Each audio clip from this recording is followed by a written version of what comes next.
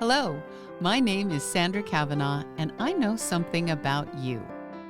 You, and I do mean you, are brilliant. You are a unique creative genius with a power and a purpose all your own, and I'm inviting you on a journey to discover not only your genius, but everyone else's. Welcome to the Spontaneous Brilliance Podcast. I am so glad that you're back here with me again today, and I would love to talk to you about uniting our two selves. That's what I've been thinking about, uniting our two selves. Who are our two selves that we're going to unite, you might ask? Well, those of you that know me, you know that I've spent a lot of years in professional theater, and that in those years of teaching and acting and studying and directing, I have come to develop my metaphorical, metaphysical guide to life, and it is based on Shakespeare's line in As You Like It, that all the world's a stage. And that might cue you into who I believe our two selves are, because we are players on the great stage of life.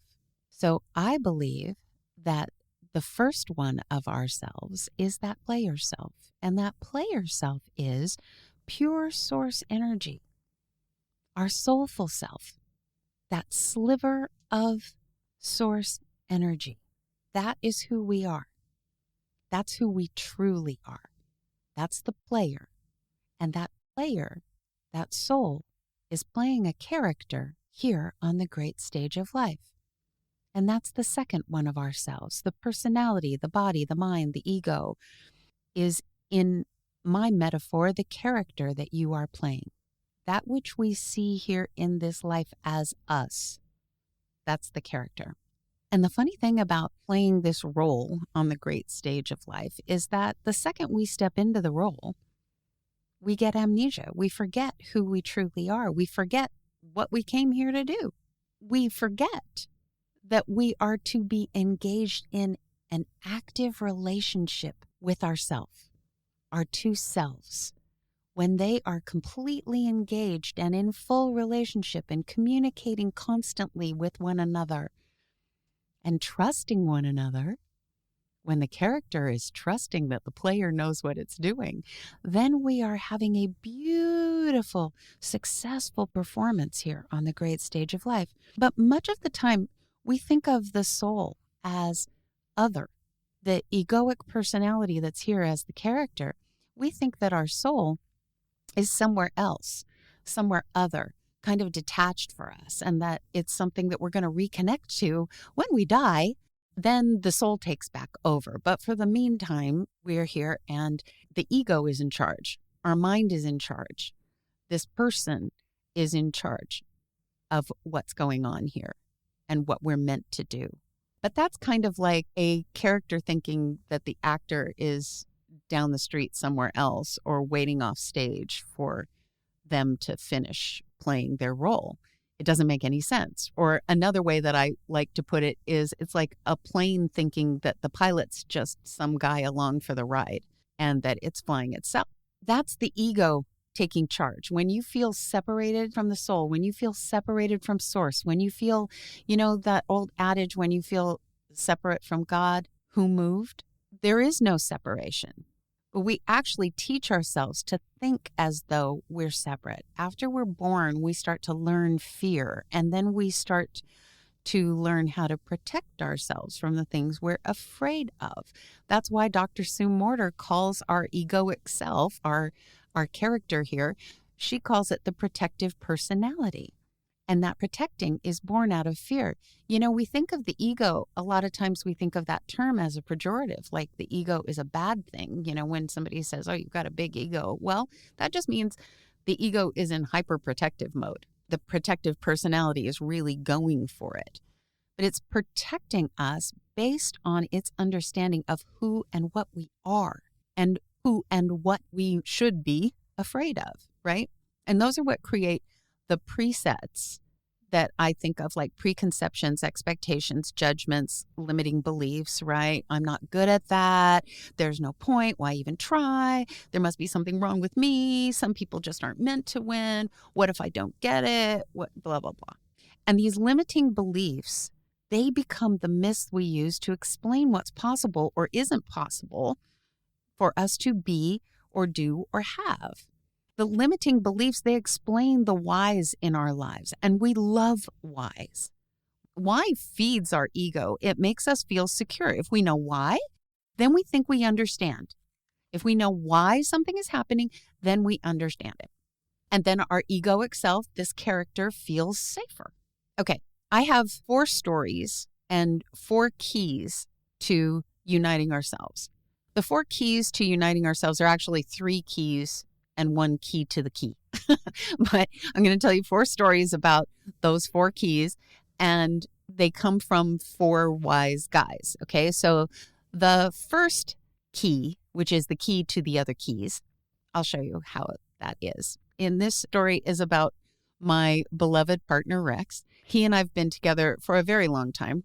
We've been a couple for about 17 years, and we knew each other. We were good friends for 10 years before that.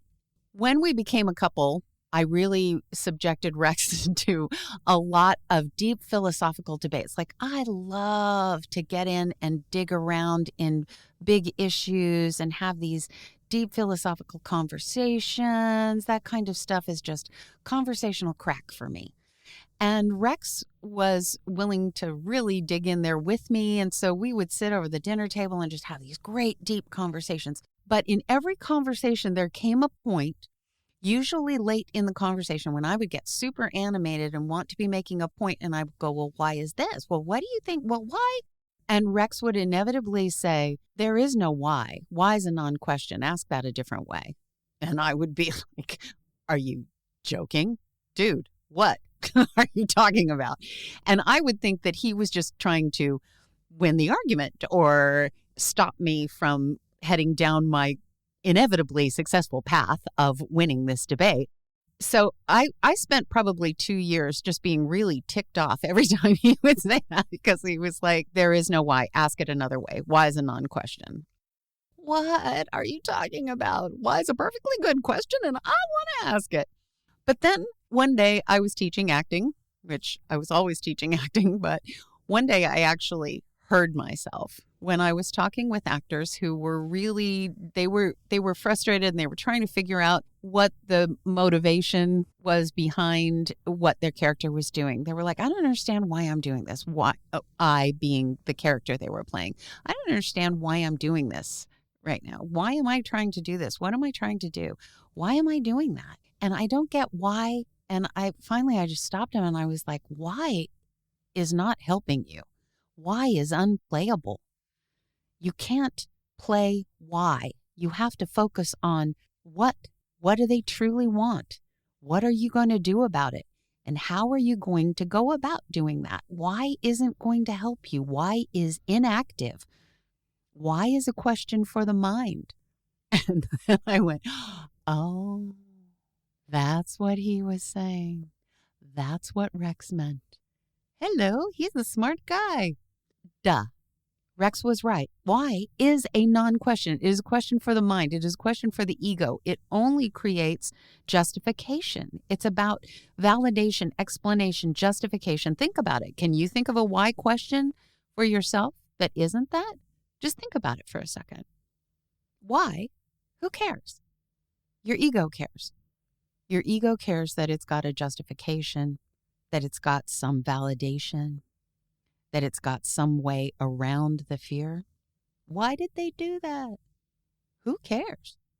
What were they really trying to do? What did they need? What did they want? What am I going to do in response? Those are the important questions. The next 3 keys are the keys to putting the soul in the driver's seat of this relationship between our 2 selves. Okay, so we're going to look for the what, not the why. Okay, these are 3 keys that help us look for the what, not the why. So number 1, first key is forgiveness. It's the key to forgiving ourselves and everything and everyone around us. And when I want to help someone forgive, or when I have something I need to forgive or let go of, in any moment, the first thing I will do, or the first thing I will suggest that somebody else do, is say the Ho'oponopono. The Ho'oponopono is an ancient Hawaiian prayer, and it was repopularized by Dr. Hugh Lin in the 70s and beyond.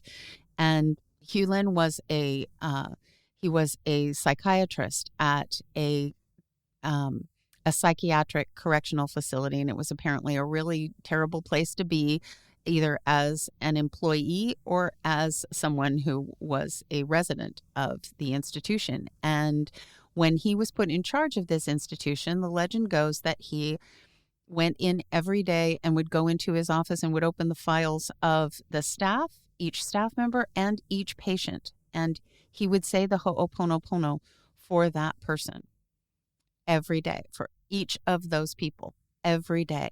And it transformed this whole place in a matter of a few years to a completely different working environment and a completely different living environment that was much more healthy, and people were getting better that were thought to never be able to do that, etc. The Ho'oponopono goes like this: I'm sorry. Please forgive me. Thank you. I love you. The first thing that happens when I tell someone that what they should do, whether it's a client or a child or a kid of mine or whatever, I say to somebody, you need to say the Ho'oponopono. And I tell them that the Ho'oponopono starts with, I'm sorry, please forgive me. Thank you. I love you.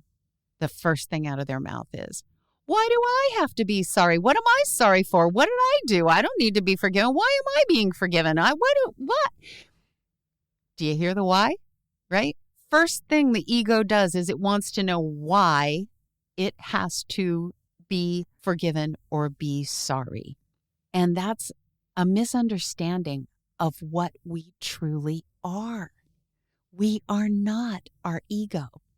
Our egoic personality is just a part of us that is trying to protect this character self here, this physical body on this plane.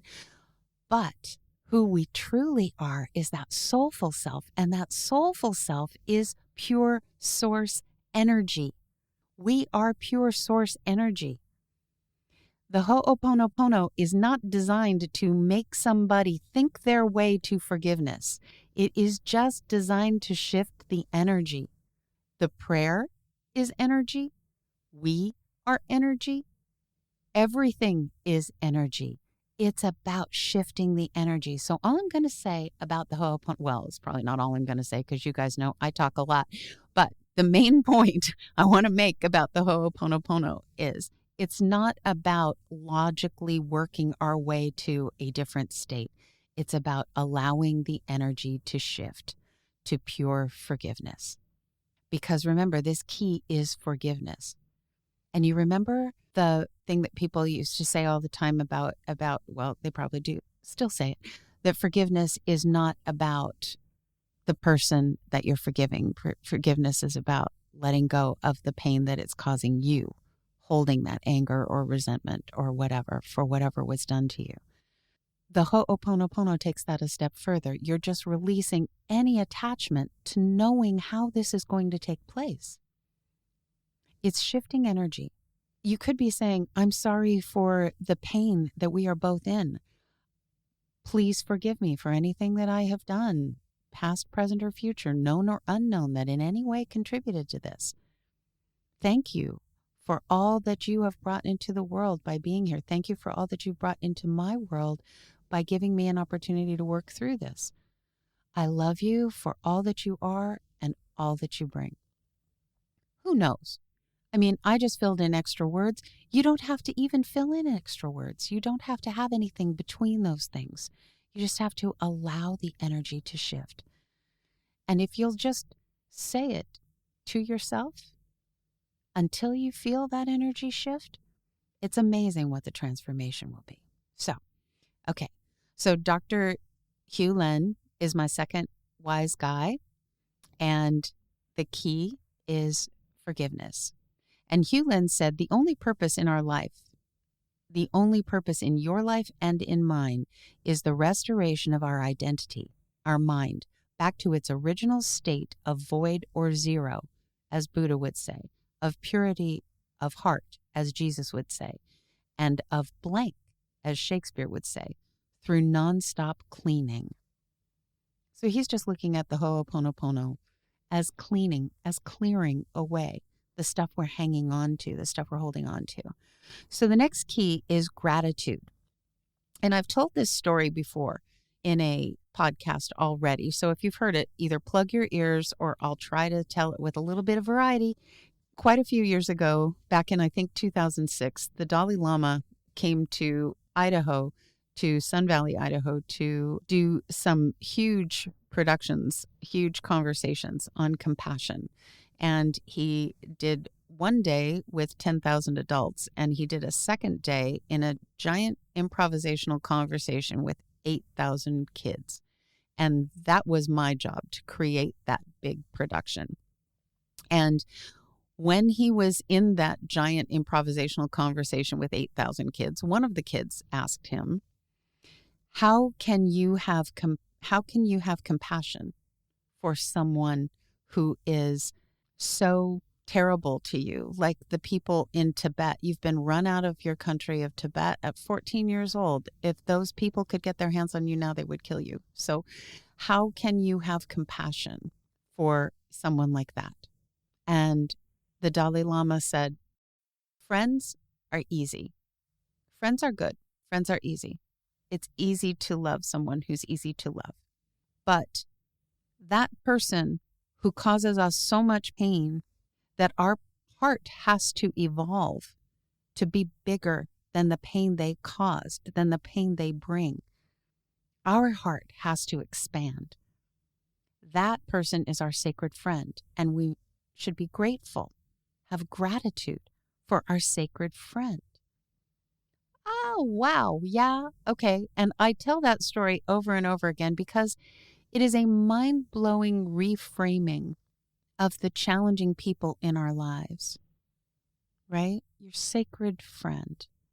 If you can be grateful, if you can approach every moment as a gift, and you can allow that there is a learning experience taking place here. There is a growth process taking place here. The soul came into this body. The player is playing this character in order to have experiences, to grow through these experiences, to achieve through these experiences. And the learning and the growth are possible if we will receive the gift, if we will accept that this person, this circumstance is a learning opportunity. It's a gift we gave ourselves. We got here on purpose. So just think for a brief second, who might your sacred friend be? Take a second. Who is your sacred friend? Really breathe into that. Who might you say the Ho'oponopono to find forgiveness? Who can you be grateful for? And ask what, not why. Not why they're here, but what is the gift that person brought into your life? What is it you are grateful to them for having given you? And what are you grateful that you have noticed your soul has given you by bringing you to this place? Okay, the last key is love. Those of you that have heard me on earlier podcasts or have ever heard me speak anywhere, you know that one of my favorite in acting as in life principles is you have got to find the love.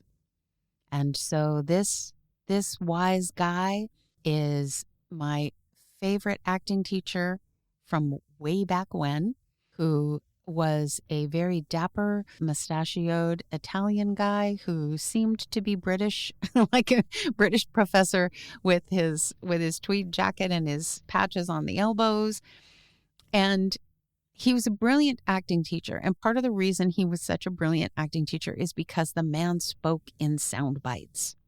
So many of those are part of the metaphorical, metaphysical guide, if you will, the Marioisms. And my favorite Marioism is you've got to find the love. He means don't judge where somebody is coming from. Don't judge where you are coming from. Look for what it is that they love, what it is that you love.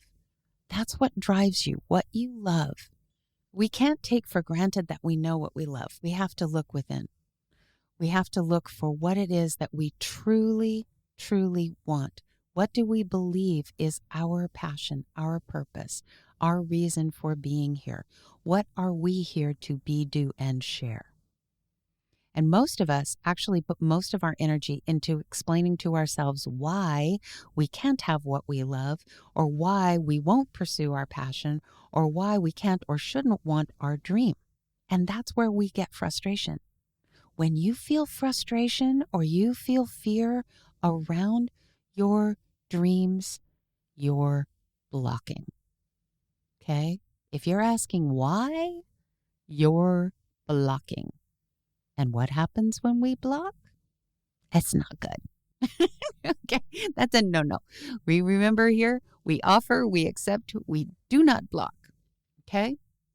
In order to show up on this planet fully, we must embrace the love at the center of our being and work to express it in the most authentic way possible. What do you love?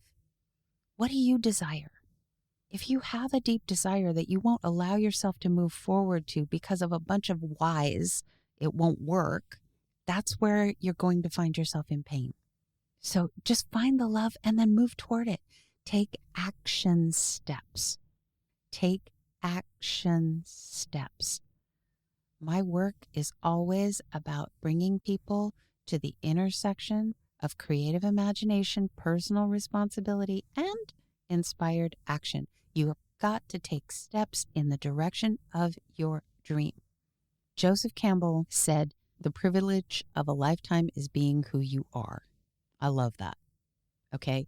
And that's an important thing to remember when we are dealing with the relationship between our two selves, between our soulful self and our egoic self. Joseph Campbell has another longer quote that really delineates this beautifully. And it is this: the ego is as you think of yourself, you in relationship to all the commitments of your life as you understand them. The self is the whole range of possibilities that you've never even thought of, and you're stuck with your past when you're stuck with the ego. Because if all you know about yourself is what you found out about yourself, well, that already happened. The self is a whole field of possibilities to come through. That's a cool quote. You've got to admit, that Joseph Campbell, that boy's on point. We live in a field of infinite possibilities. We are the field of infinite possibilities. That's who you are. Allow yourself to be in the fullness of your true being the player and the character, being the pilot and the plane. An active, open relationship with the real you. The soul came into this dimension to have an experience as a human. We always hear that phrase that we are spiritual beings having a human experience. Yes, indeed, we are. But we are not spiritual beings off taking a nap somewhere while our human experience proceeds. It's fully engaged. Listen to your soul. Listen to the player. Listen to the pilot. You are in the process of unfolding. And it makes the ego nervous, that unfolding process, because the ego wants to protect us from any future pain based on the perspectives of the past, right?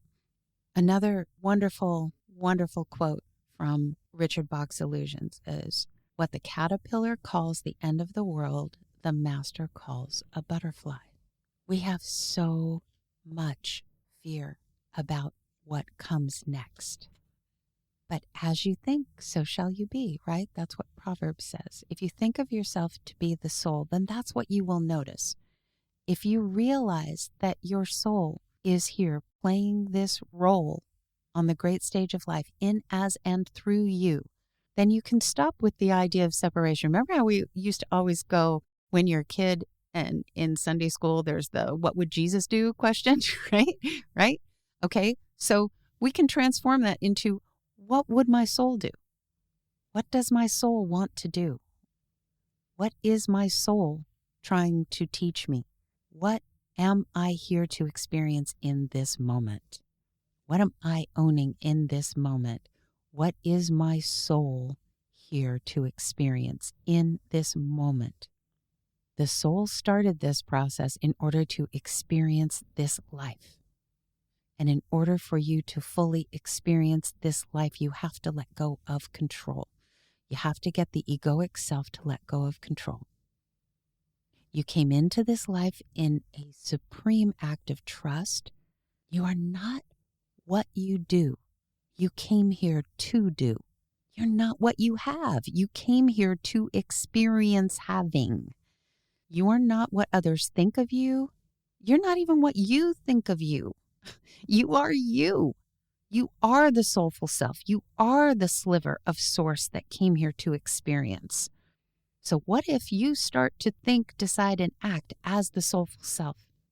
What if you and me and everybody, if we make our choices listening to our soul, seeking that connection with the soulful self, the player, the pilot? Let's ask what we want, not why we can't have it or do it or be it. Let's use the 3 keys.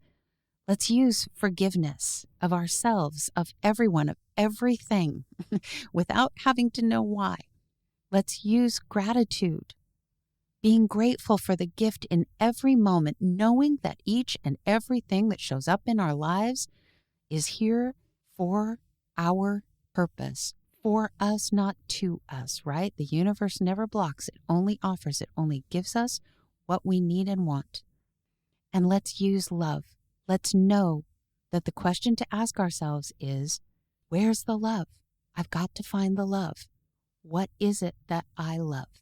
That is what's pushing me forward. And when someone is our sacred friend and is contradicting us, how do we find the love in what they're doing? Let's experience everything that our soulful self came here to experience. Let's stand center stage and fully accept the role we came here to play on the great stage of life. And when we truly do that, and we explore the character, and we trust the soul, then we will have that beautiful, glorious performance. Take center stage, stand in the light, enjoy your life, open the gift when it's given, and have fun. Have fun. That's what we're here to do, playing this role right here, right now. The Spontaneous Brilliance Podcast is brought to you by Miracle Communications Group. Our producer is Michelle Oneida. Sound engineer is Corey Michaels at Corey Michaels Productions. Music is composed by Rex Miller. And I'm your host, Sandra Kavanaugh. You can learn more about me and all things Spontaneous Brilliance at sandrakavanaugh.com or spontaneousbrilliance.com. And please join the conversation here at the Spontaneous Brilliance Podcast by emailing us at podcast@spontaneousbrilliance.com. And have a beautiful, glorious, blessing-filled day.